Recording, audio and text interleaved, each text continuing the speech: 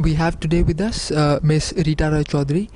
She's the Director of Environment, Renewable Energy and Climate Change Division at FICCI. Thank you, ma'am, for being with us. Firstly, I would like to start off with a recent news story regarding the recommendation of the Planning Commission to the Government of India to look at cap and trade as a potential tool to reduce carbon emissions.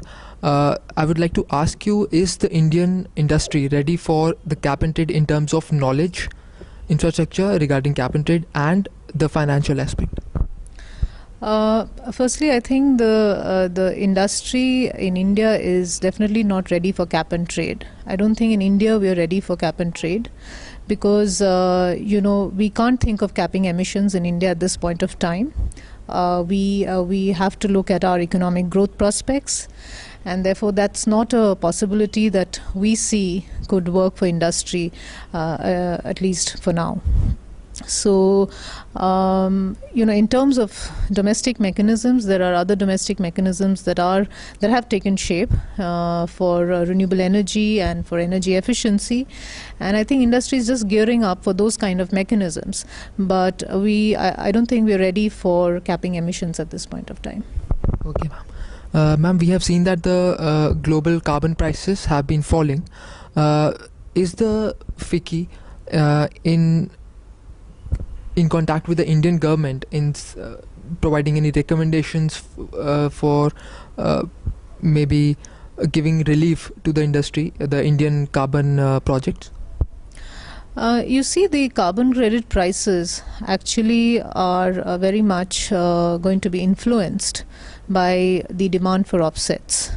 And unless the demand for offsets picks up from the Annex 1, that is the developed countries, we are not going to see the prices of carbon credits really go up in future. And so that's going to be a very important determinant. And the direction of the negotiations, where these will go and how much of an impetus the second commitment period of the Kyoto Protocol will get, at the Doha negotiations, as well as sustained demand for offsets, is something that will determine how the market will function and therefore where the prices will go. So at this point we're very much dependent on where the negotiations are headed, and certainly the demand has to pick up. So what are your expectations from the Doha COP18? Well, our expectations from Doha, firstly, is that Doha should provide a strong signal for the market. We must recognize that CDM, the Clean Development Mechanism, has been a very important, tool to galvanize industry towards mitigation action, and it has provided a great incentive for Indian industry to engage in GHG mitigation. And therefore it's important that market mechanisms find a very strong footing in terms of a long-term framework, and therefore that's an important signal that we want from Doha. Secondly, I think financing is a very, very critical element, and therefore as soon as the Green Climate Fund is operationalized, the better. And it will depend on the efficacy of how the fund is designed, and the ability of the fund to provide direct access to the entities. That is going to be an important factor in how finance gets channeled to low carbon projects in countries like India. So that's, I think, our second demand or expectation from Doha. Thirdly, we also look forward to some strong advance in terms of the discussions surrounding technology development and transfer, and how the barriers to technology transfer are going to be addressed at Doha. So I think that's an important thing that we're looking forward to. Number 4, I think the Durban platform, which was initiated in Durban, it will be extensively discussed at Doha, and it's important that the Durban platform looks at these elements of financing, technology development and transfer, capacity building for developing countries, and to provide a strong foundation for market-based mechanisms, so that a groundwork for a long-term arrangement beyond 2020 is kind of laid.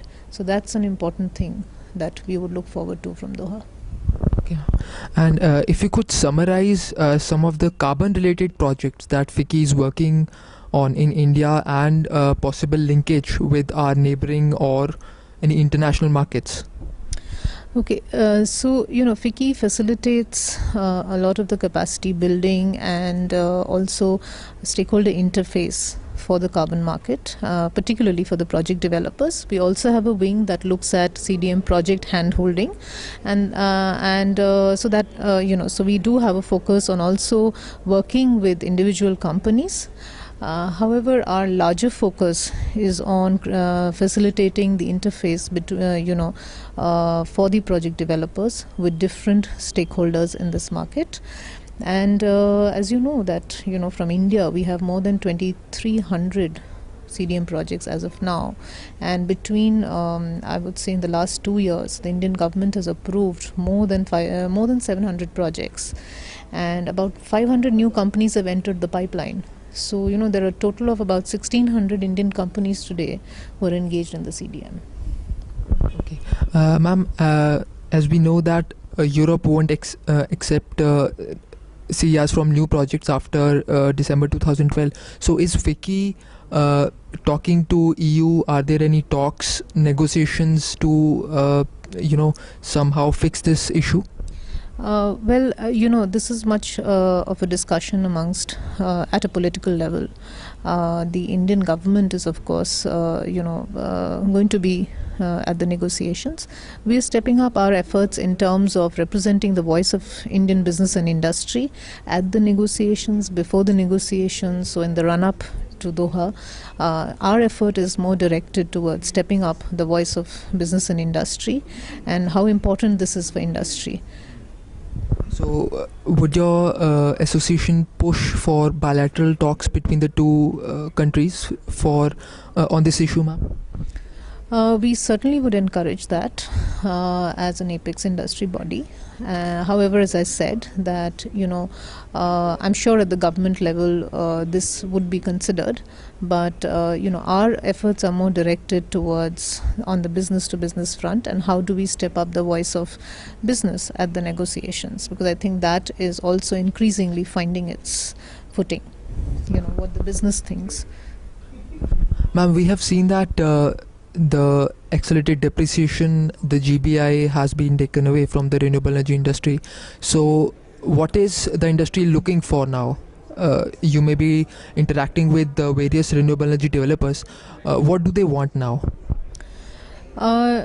In the renewable energy industry, I think one thing is, of course, the tariffs, the preferential tariffs that the industry can get.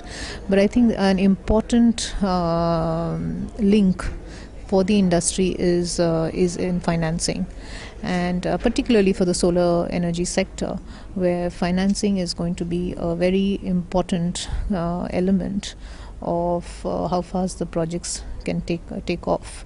And today there is a crunch on the debt finance side, and if the financing issue is addressed, I think that's going to be quite a game changer for the industry. Okay. And ma'am, finally, a question regarding the renewable energy certificates. We have seen that the demand is not very high, especially from the state distribution companies, which are also having their own financial problems. So is FICCI in a collaboration with the government trying to find any way to bring those players into the REC market so that it is more attractive to the renewable energy developers? Certainly I think the REC has a lot of potential and is going to be a good demand generator for the renewable energy industry. Having said that, I think it's equally important that the RPO, the renewable purchase obligation that the states have, need to be enforced more stringently so that the demand picks up. So unless the state utilities are willing to go in for the RPOs, we are not going to see a sustained demand, and but it will be a very important demand generator for the renewable energy industry. Thank you very much, ma'am, for your time.